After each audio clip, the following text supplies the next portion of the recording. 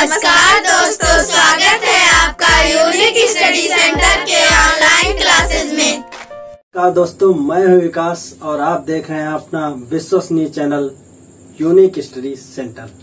तो दोस्तों, जैसा कि हम बता दें, हमने स्वर पढ़ लिया है, व्यंजन पढ़ लिया है, वर्णमाला के दोनों पार्ट पढ़ लिए। अब हम व्यंजन में थोड़ा सा देखेंगे क्या। जैसे हमने दिखा दिया आपको, यहाँ पे व्यंजन लिखा है, इसमें हम पढ़ेंगे क्या है। इसमें अघोष वर्ड कौन है, सघोष, मतलब कंपन के आधार पे, जितना कंपन यहाँ से होगा उसके आधार पे बांटा गया है कि अघोष कौन से हैं, सघोष कौन से हैं, किसमें कंपन होता है उच्चारण में और किसमें नहीं होता है। और हम बात कर लें यहाँ पे जो अल्प प्राण और महाप्राण, मतलब किसके उच्चारण में कितनी प्राण वायु यहाँ गले से उच्चरित होकर निकलती है, कितना कम, जिसमें कम निकलेगा उसे अल्प प्राण, जिसमें ज्यादा निकलेगा उसे महाप्राण बोलेंगे। तो दोस्तों, आज हम इसके बारे में जानेंगे और हम बात करेंगे इसमें। जैसे आपके यहाँ पे कुछ पंचमा अक्षर, जैसे पांचवा अक्षर, हर वर्ग का जो है पांचवा अक्षर, इसके बारे में बात करें, कैसे इसके प्रयोग होंगे, कहाँ पे लगाया जाएगा, कहाँ पे दिखता है, कहाँ पे नहीं दिखता है। और हम अंग और चंद बिंदी का भी, मतलब अनुस्वार जो आपका और उसमें जो चंद बिंदु है उसके प्रयोग के बारे में भी जानेंगे। तो आइए शुरू करते हैं क्लास को। तो जैसा कि हमने आपको बता दिया था, यहाँ पे का वर्ग, चा वर्ग, टा वर्ग, ता वर्ग और पा वर्ग के बारे में हमने आपको बता दिया था कि कौन कौन से अक्षर इसमें आते हैं। और यहाँ पे अंतस्थ और ओष्ठ संघर्ष की भी बात हमने पहले कर ली थी।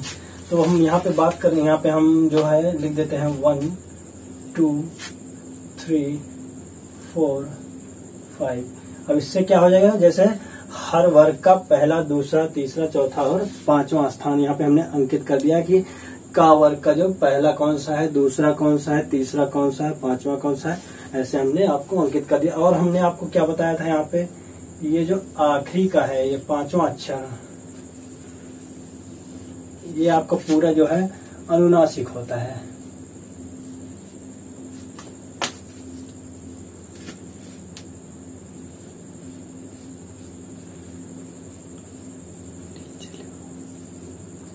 इसी को हम पांचवा अक्षर है, तो इसी को हम जो है पंचमा अक्षर भी बोलते हैं, क्योंकि ये हर वर्ग का जो पांचवा अक्षर है, इसी के नाम पे यहाँ पे आधारित किया गया पंचमा अक्षर। और हम ये जो पहला होता है, इसको हम जो है प्रधान वाक्य बोलते हैं, या फिर मुखिया बोल लीजिए। जैसे हर परिवार का एक मुखिया होता है, तो हर वर्ग का ये मुखिया होता है। जैसे का वर्ग का मुखिया यहाँ का है, का खा गा घा गा में से का है मुखिया वर्ग। तो ऐसे यहाँ पे का, चा, टा, तापा, ये मुखिया वर्ग कहलाते हैं, जिनके बारे में हमने जान लिया। अब हम बात करते हैं, देखिए आपको क्या बताते हैं यहाँ पे। जैसे हमने बात किया है कि अल्प प्राण, महाप्राण, सघोष और अघोष वर्ण के बारे में बात कर लेते हैं। तो हम यहाँ पे सबसे पहले देखते हैं सघोष और अघोष कौन से होते हैं।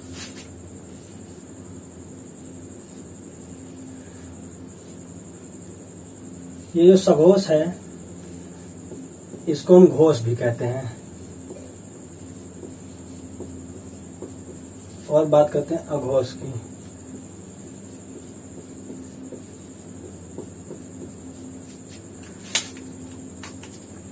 तो देखिए सघोष कौन सा होता है, अघोष की बात कर लेते हैं। अघोष जो होता है हमारा हर वर्ग का पहला और दूसरा। अब पहला और दूसरा कौन सा हो गया, जैसे का वर्ग का का हो गया, खा हो गया, चा वर्ग का चा हो गया, छा हो गया, टा वर्ग का टा, ठा, ऐसे ही ता, था और पा, पा। ये जो हमारे पहले और दूसरे, पहला और दूसरा जो हो गया, वो हमारा अघोष हो गया है। अब हम बात कर लें कि अघोष में और कौन कौन से आते हैं। अघोष की बात कर लें तो यहाँ पे देखिए आपका जो है ऊष्म और संघर्षी में, जो ऊष्म और संघर्षी व्यंजन जो होते हैं, उसका ये जो सा वाला होता है, सा, सा और सा जो होता है, वो भी अघोष होता है।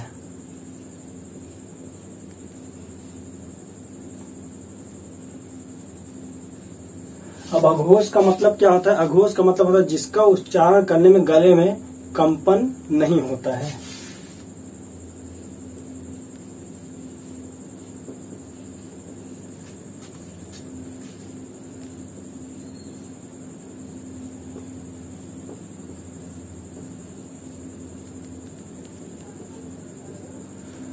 जैसे आप उच्चारण कर लीजिए का, खा, उच्चारण कीजिए का, खा, और वहीं पे उच्चारण कीजिए ग घ ङ।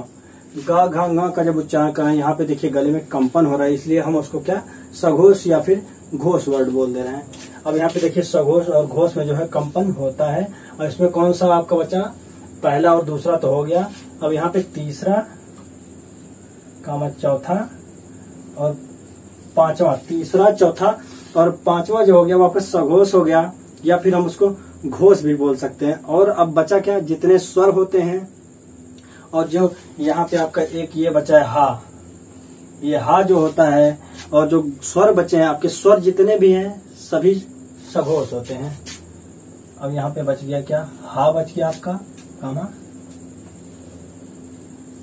जितने स्वर हैं। अब देखिए यहाँ पे हमने सघोष और अघोष के बारे में जान लिया। कहें सघोष में कौन सा है, तीसरा, यहाँ पे देखिए तीसरा चौथा और पांचवा, मतलब हर वर्ग का तीसरा चौथा पांचवा हा वर्ण, और जो है जितने स्वर होते हैं सभी सघोष होते हैं। और अघोष में हमने क्या देखा कि पहला दूसरा वर्ण जो हो गया, हर वर्ग का पहला दूसरा वर्ण, और यहाँ पे जो शा शा और शाह, ऊष्म और संघर्ष के जो शाह और शाह हैं जितने, वो जो है आपके अघोष होते हैं। अब हम क्या बात करते हैं, अल्प प्राण और महाप्राण के बारे में। दोस्तों जैसा हमने बात कर लिया यहाँ पे सघोष अघोष के बारे में, अब हम बात करेंगे अल्प प्राण और महाप्राण कौन से होते हैं। अब देखिए यहाँ पे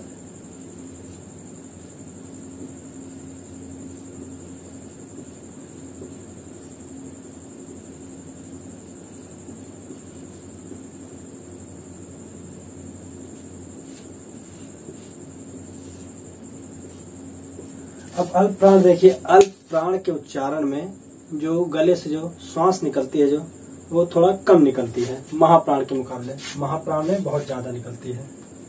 तो अल्प प्राण में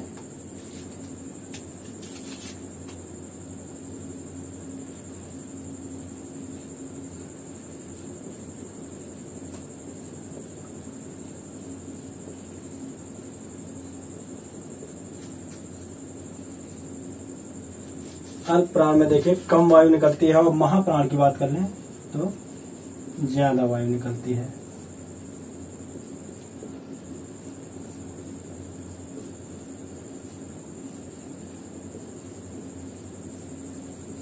अब हम देख लेते हैं कि अल्प प्राण और महाप्राण होते कौन से हैं। अल्प प्राण की हम बात कर लें तो यहाँ पे पहला तीसरा और पांचवा, मतलब ऑड प्लेस। इसमें जो है देखिए पहला तीसरा, सॉरी ये दूसरा हो गया, पहला तीसरा और पांचवा ये जो है अल्प प्राण होता है, मतलब पहला तीसरा, हर वर्ग का पहला तीसरा और पांचवा जो है अल्प प्राण होता है। और जितने भी स्वर होते हैं, जितने भी स्वर होते हैं सब अल्प प्राण होते हैं।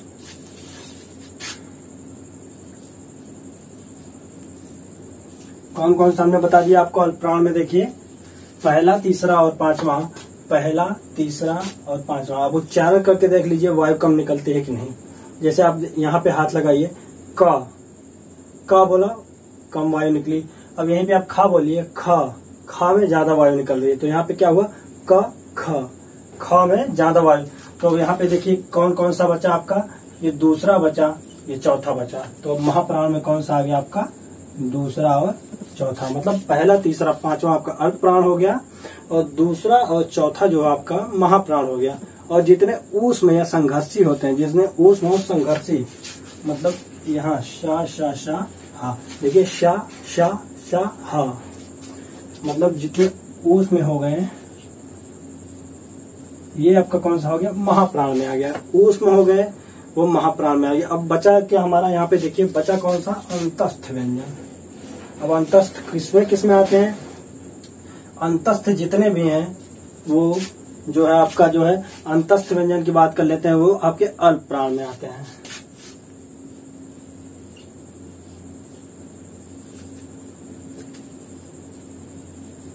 अब देखिए अल्प प्राण में कौन कौन से आ गए, पहला तीसरा पांचवा, जितने भी स्वर हो गए आ से लेकर आपका औ तक, अंग और आहा जो है आपका अयोग हुआ होता है, वो स्वर नहीं होते, मैं पहले भी बता चुका हूँ। मतलब जितने स्वर हो गए पहला तीसरा पांचवा, और जो अंतस्थ व्यंजन होते हैं वो अल्प प्राण में।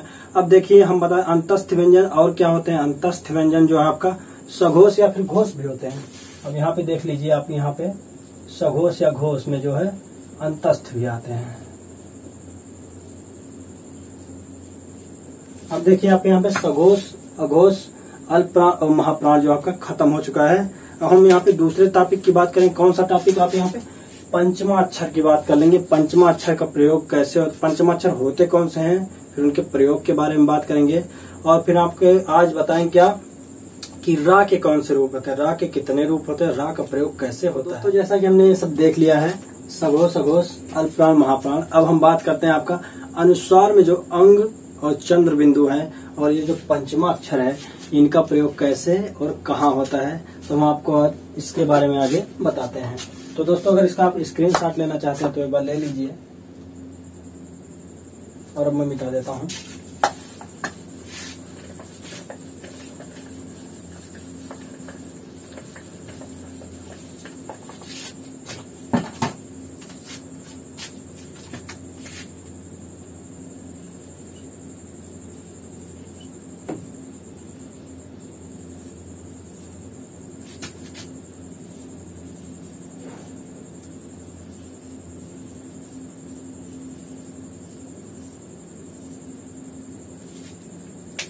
अब देखिए अनुस्वार और पंचमाक्षर क्या होते हैं। मैंने पंचमाक्षर तो आपको बता ही दिया है। पंचमाक्षर हर वर्ग का जो है पांचवा अक्षर जो है, जैसे गा है, या है, णा है, ना है, मा है, ये पंचमाक्षर हो गया। और अनुस्वार की बात कर लेता हूं मैं। अनुस्वार में जो आपका जो है अंग आता है। अब इसकी मात्रा ये होगी और एक आपका जो है चंद्र बिंदु आएगा और इसकी मात्रा जो होगी आपकी ऐसे होगी। अंग और चंद्र बिंदु जो है अनुस्वार के अंदर आएगा। अब इसका प्रयोग कैसे होता है, अब देखिए यहाँ पे जो अंग है ये आपका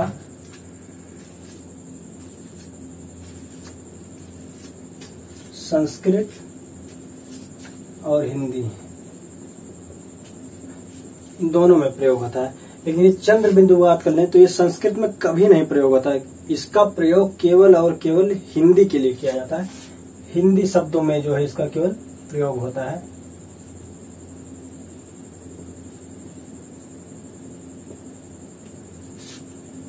और जैसे हिंदी ही लिख दिया मैंने, यहाँ पे मैंने अंग बिंदी का प्रयोग कर दिया है क्योंकि यहाँ पे देखिए संस्कृत और हिंदी दोनों में यूज होता है।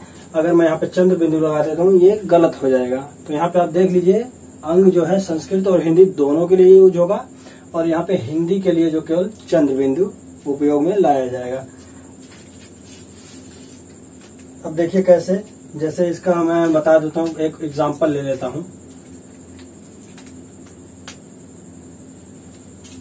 जैसे हो गया हंस। हंस का मतलब आप जानते हैं कौन, एक पक्षी होता है। अब यहाँ पे अगर मैं ये हंस को ऐसे लिख देता हूँ तो ये क्या बन गया है, ये एक हंसने का उदाहरण, हंसने का हंस, हंसना, वो वाला आपका यहाँ पे हंस हो गया है और ये पक्षी हो गया। तो ऐसे ही बदल जाता है। देखिए यहाँ पे अंग बिंदी है, यहाँ पे चंद्र बिंदी है, तो ऐसे इसका प्रयोग होता है। अब पंचमाक्षर की बात मैंने आपको यहाँ पे बताई थी। पंचमाक्षर के बारे में मैं बताता हूँ तो आपको यहाँ पे एक कहानी बताता हूँ पंचमाक्षर के कैसे प्रयोग होगा। तो देखिए दोस्तों, जैसा कि मैं आपको बता चुका हूँ, यहाँ पे जो है हर वर्ग का जो है ये पहला अक्षर जो होता है वो एक मुखिया होता है और हर वर्ग का जो है ये पांचवा अक्षर यानी पंचमा अक्षर जो है बेटे की तरह होता है। अब कोई बेटा जो होता है वो अपने परिवार वालों के साथ ही घुला मिला होता है, ना कि दूसरों के साथ। अगर वो दूसरों के साथ जाएगा तो जो है थोड़ा सा दिक्कत हो जाता है, इसलिए जो अपने ही वर्ग के लोगों के साथ वो हमेशा रहता है। अब अपने वर्ग के लोगों के साथ कैसे रहता है, जैसे वो जैसे गा वर्ग है, जैसे ये का वर्ग है, इसमें अगर गा आता है तो उसमें जो पंचमा अक्षर का प्रयोग होगा उसमें हमेशा यही आएगा। अब कैसे, मैं इसका एक उदाहरण देता हूँ। जैसे ये गंगा हो गया। अब इसमें देखिए आप ये जो बिंदी लगी है, अब इसका आप जब तोड़ेंगे, इसको वर्णों को तोड़ेंगे, कैसे देखेंगे आप इसमें कौन सा पंचमाक्षर यूज हुआ है। हो सकता है ना यूज हुआ, हो सकता है मा यूज हुआ, हो सकता है यहाँ यूज हुआ हो सकता है ना यूज हुआ हो। कैसे आप देखेंगे, तो यहाँ पे देखिए जो भी इस बिंदी के बाद जो आपका यहाँ पे अक्षर आया है, जो भी आया है यहाँ पे, तो उसको देखेंगे वो जैसे गा आया है तो ये कौन से वर्ग में है? अगर गा जो है का वर्ग में है तो का वर्ग का जो 5वां अक्षर है वही वहां पे आएगा। अब इसको कैसे लिखेंगे? और ये आधा होगा, ऐसे होगा। देखिए अब यहाँ पे जैसे गा इसका आया है तो इसी का, अब जैसे अगर डा आया होता तो इसका जो है यही यूज होता है, क्या? ड़ा यूज। जैसे आपको देख लीजिए, मैं बताऊं कंठ, कंठ की बात करने, अब इसमें कौन सा पंचमा अक्षर यूज हुआ? अब इसमें देखिए ये अंग बिंदी की बात कौन सा है? ठा आया है। अब देखिए ठा कौन से वर्ग में आता है? टा वर्ग में ठा आता है। अब ठा का पंचमा अक्षर कौन सा है? ठा का पंचमा अक्षर ड़ा है, तो यही आधा उसमें आ जाएगा। अब कैसे आएगा? इसका प्रयोग देखिए ऐसे होगा, ये हो गया आपका कंठ। तो यहाँ हमने बात कर ली अनुस्वार और पंचमा अक्षर के बारे में। अब एक और हम अनुस्वार के बारे में बहुत ही इम्पोर्टेंट बात कर लेते हैं, बहुत ही महत्वपूर्ण बात कर लेते हैं कि जो है आपका यहाँ पे देखिए, अब ये क्या होता है? इसको बोलते हैं शिरोरेखा,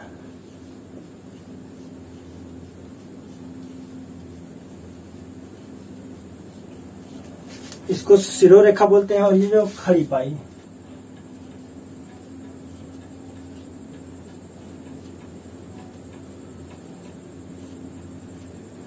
ये हो गया शिरोरेखा, ये खड़ी पाई। जैसे ये देखिए धा लिखा है तो ये शिरोरेखा हो गया और ये आपका खड़ी पाई हो गया। अब इसमें इसका क्या प्रयोग है? अब जितने भी देखिए,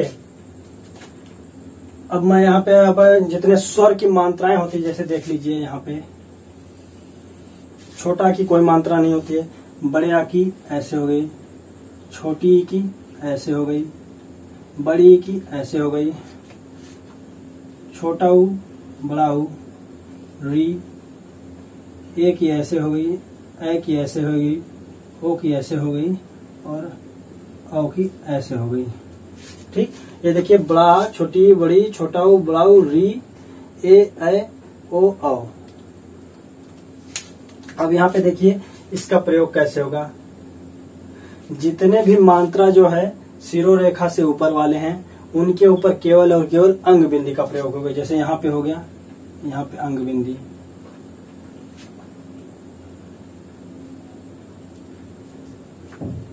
और जितने भी मात्राएं जो शिरोरेखा से नीचे हैं उनके ऊपर हम चंद बिंदी का प्रयोग करेंगे।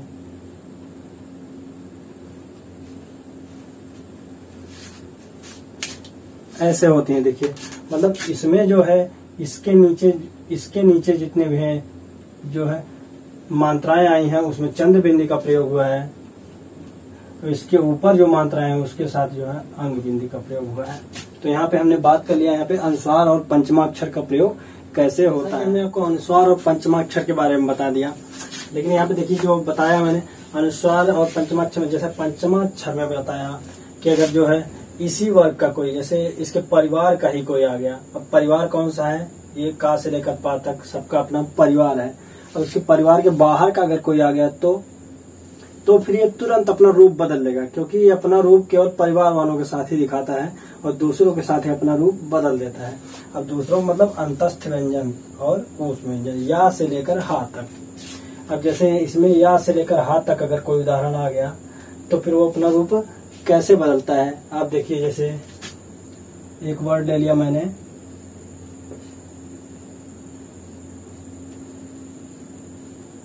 संशय। अगर ये वर्ड मैंने यहाँ पे देखिए आपका ये सा आ गया, अब ये परिवार से अलग आ गया। अब इसका कैसे लिखा जाएगा? अब यहाँ पे जो है जब ये अपने परिवार से अलग आ जाता है तो यहाँ पे ये पंचमा अक्षर ना यूज करके यहाँ पे जो है ङ का यूज होता है, ऐसे आएगा ये। अब यहाँ पे देखिए इसका क्या हो जाएगा? स प्लस अंग, ऐसे आ जाएगा।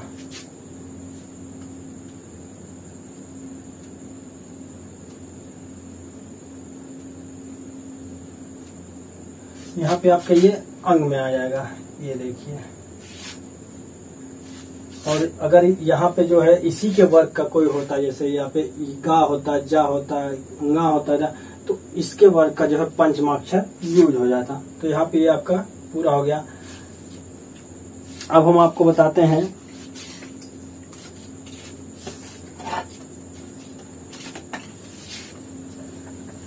मैंने यहाँ पे पंचम अक्षर की बात कर ली है। अब हम यहाँ पे बात करेंगे रा के कुछ रूपों के बारे में कि रा के कौन कौन से रूप होते हैं, रा के हम किस रूप में यूज करते हैं।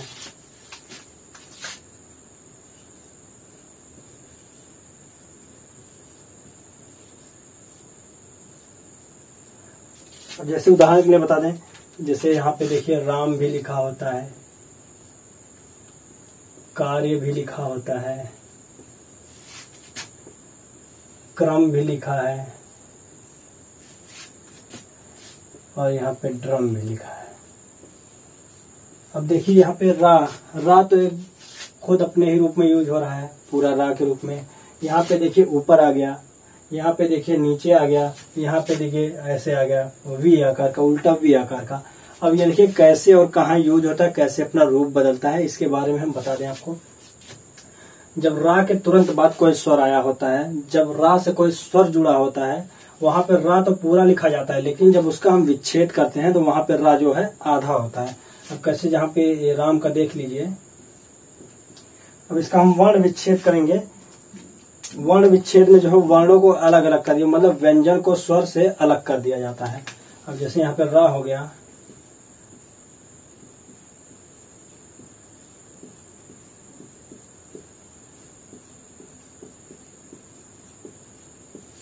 क्योंकि हर व्यंजन को पूरा लिखने के लिए स्वर का सहारा लेना पड़ता है। जैसे माँ को अगर हम तोड़ेंगे तो म प्लस आ में आएगा, तो वैसे देखिए यहाँ पे बड़ा का मात्रा है तो ऐसे ही आएगा। यहाँ पे देखिए रा आधा आ गया, लेकिन जब स्वर से जुड़ा है तो यहाँ पे इसको पूरा लिखेंगे, क्योंकि यहाँ देखिए हर जगह पे रा आधा आया हुआ है, केवल बस इसमें रा अपने ही रूप में जब स्वर से जुड़ा होता है तो यहाँ पे पूरा होता है। अब हम यहाँ पे देखिए इसको क्या बोलते हैं, इसको बोलते हैं रा का रेफ रूप।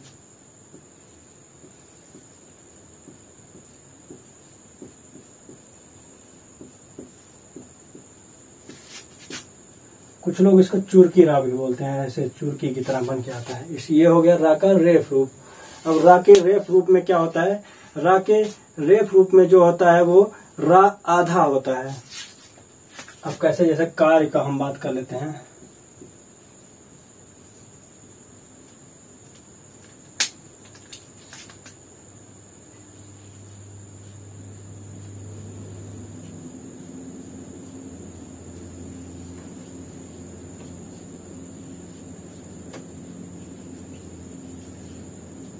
अब यहाँ पे देखिए का प्लस इसमें बड़ा आया है और रा आधा आया है। बताया मैंने कि रा जो है आधा होता है और जिसपे लगा होता है उसके तुरंत पहले ही आता है, तुरंत पहले ही आता है। अब कैसे आता है अभी मैं आपको बताता हूँ। या आ गया, यहाँ पे आ गया।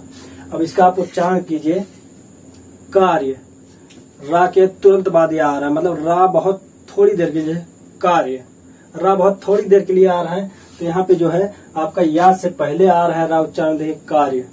रा थोड़ी देर के लिए आ रहा है इसलिए रा आधा होगा और या जो है यहाँ पे पूरा होगा, तो आपका ये हो गया कार्य। अब जैसे देखिए एक और उदाहरण लेते हूँ, शर्म। उच्चारण कीजिए शर्म। रा जो है बहुत थोड़ी देर के लिए, तो रा यहाँ पे आधा होगा।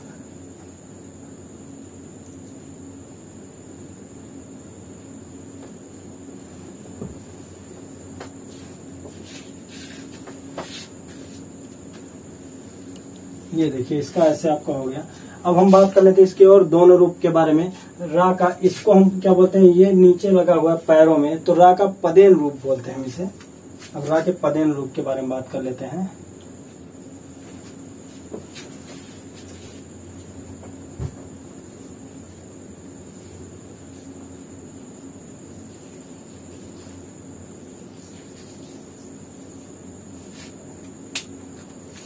अब रा के पदेन में कौन सा आ गया, पहले हम इसकी बात कर लेते हैं, जो कि ऐसे लगा होता है। अब जहां पे ऐसे रा के पदेन रूप में ऐसे लगा हुआ, जैसे कोई उदाहरण लेके मैं बता देता हूं, जैसे क्रम। अब यहाँ पे देखिए का में नीचे जो है रा लगा हुआ है। अब इसमें जो है रा के इस पदेन रूप में जो होता है, रा आपका जो है पूरा होता है। अब कैसे पूरा होता है, आप यहाँ पे उच्चारण कीजिए। देखिए जिस भी शब्द में रा लगा होगा वो वर्ण आधा हो जाएगा और रा जो है पूरा लिखा जाएगा। अब कैसे लिखा जाएगा, यहाँ पे देखिए उच्चारण कीजिए क्रम। क्रम। का जो है बहुत थोड़ी देर के लिए आ रहा है, लेकिन रा जो है, रा का उच्चारण थोड़ा देर तक हो रहा है, का से थोड़ा देर तक हो रहा है, इसलिए रा पूरा हो जाएगा, यहाँ पे का आधा हो जाएगा। अब देखिए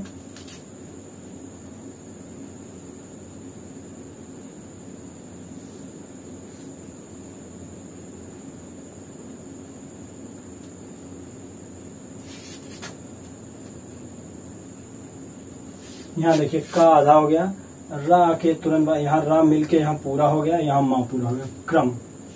तो नीचे जिसमें आएगा ये वो वर्ड, वो जो है वर्ण आधा हो जाएगा। अब हम रा के दूसरे, ये देखिए अब ये क्या होता है, इसकी खास विशेषता क्या होती है, देखिए ये जहां भी आता है, जितने भी गोलाकार आपके नीचे से जो गोलाकार होता है, जितने आकृत वर्ण होते हैं उसके नीचे जो है ऐसा रा यूज होता है। अब जैसे कौन सा आपका ये हो गया, ये हो गया, ये गोलाकार आकृति, तो मतलब टा वर्ग का जितने होते हैं यहाँ पे चारों, ये टा वर्ग के गोलाकार आकृति, ये आपका गोलाकार आकृति, तो इसमें जो होता है आपका क्या होता है, ये वाला रा यूज होता है नीचे वाला। अब कैसे यूज होता है यहाँ पे देखिए, ट्रक। अब यहाँ पे देखिए गोलाकार आकृति है। अब यहाँ पे आप ये सोचेंगे कि ये वाला रा भी हम लगा सकते थे, यही रा क्यों लगाया, क्योंकि जब हम यहाँ पे टा देखिए ऐसे लिखते हैं, अगर हमने ऐसे लगा दिया, बाय चांस कोई जल्दी में ऐसे कर दिया, तो यहाँ पे ये जो देखिए लगभग दा के जैसा बन जाएगा, तो कुछ लोग इसको दा समझ लेंगे तो गलती कर देंगे। इसलिए यहाँ पे जो है इसको सही बनाने के लिए जो ऐसे एक ऐसे और एक ऐसे लगाया गया, ताकि कोई कंफ्यूजन ना रहे। तो हम यहाँ पे देखिए इसमें जो रा आता है, इसकी भी बात करें, इसमें भी रा जो है पूरा होता है। अब कैसे इसका आप उच्चारण करिए, ट्रक। टा जो है बहुत कम देर के लिए आया है, रा जो है ज्यादा देर के लिए, इसलिए रा जो है पूरा होगा यहाँ पे।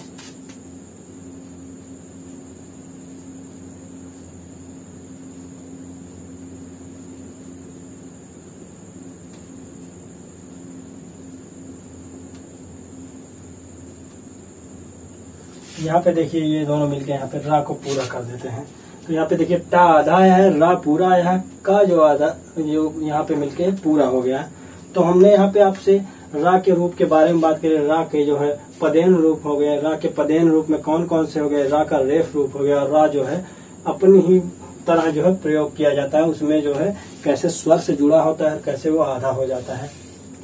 तो हमने यहाँ पे आज आपसे वर्णमाला के बारे में इतनी बातें कर ली हैं, जो कि लगभग वर्णमाला में सब कुछ पूरा हो गया। अगर कुछ छूटता है, अगर आपको लगता है कुछ छूट रहा है, तो आप हमें कमेंट में जरूर बताएं, उसका हम जो है सॉल्यूशन, उसके बारे में जो हम आपको अगली वीडियो में जरूर बताएंगे। और दोस्तों हम बात कर लेते हैं इस वर्णमाला की बात जो हम पढ़ने वाले, हमने आपको पाठ्यक्रम में बता दिया है, तो उसके बारे में हम अगली वीडियो में बात करेंगे। तो दोस्तों अगर वीडियो अच्छा लगा है तो प्लीज लाइक करिए, शेयर करिए और सब्सक्राइब कीजिए।